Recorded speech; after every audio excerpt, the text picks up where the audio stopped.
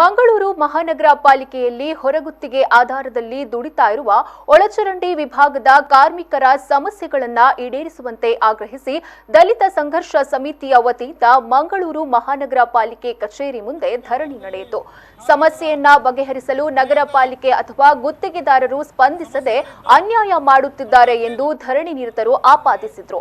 ದಲಿತ ಸಂಘರ್ಷ ಸಮಿತಿಯ ಮುಖಂಡರಾದ ಜಗದೀಶ್ ಪಾಂಡೇಶ್ವರ, ನಾಗೇಶ್ ಮುಲ್ಲಕಾಡು, ಸಂಜೀವ ಉಳಾಯಿಬೆಟ್ಟು, ಪ್ರೇಮ್ ಕುಮಾರ್ ಬಳ್ಳಾಲ್ಬಾಗ್, ಪದ್ಮನಾಭ ವಾಮಂಜೂರು ಮತ್ತಿತರರು ಧರಣಿಯಲ್ಲಿ ಪಾಲ್ಗೊಂಡಿದ್ದರು.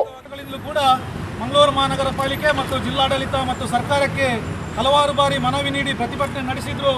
ಕಾರ್ಮಿಕರ ಒಳಚರಂಡಿ ವಿಭಾಗದ ಕಾರ್ಮಿಕರ ಬೇಡಿಕೆ ಈಡೇರಿಸುವಲ್ಲಿ ಸಂಪೂರ್ಣ ವಿಫಲವಾಗಿದೆ.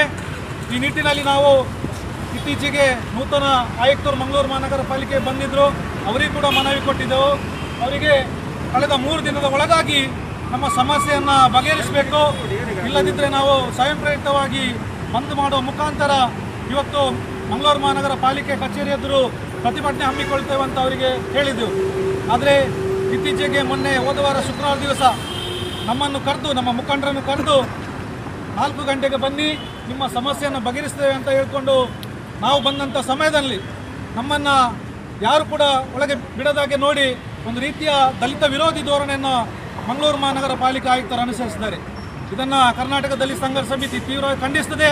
ಇಂಥ ದಲಿತ ವಿರೋಧಿಗಳಿಗೆ ನಾವು ಮುಂದಿನ ದಿನದಲ್ಲಿ ತಕ್ಕ ಪಾಠ ಕಲಿಸುವ ಮುಖಾಂತರ ಸಂಘಟನೆಯ ಹೋರಾಟವನ್ನು ಇನ್ನಷ್ಟು ಬಲಗೊಳಿಸಲಿಕ್ಕೆ ನಾವು ನಿರ್ಧಾರ ಮಾಡಿದ್ದೇವೆ.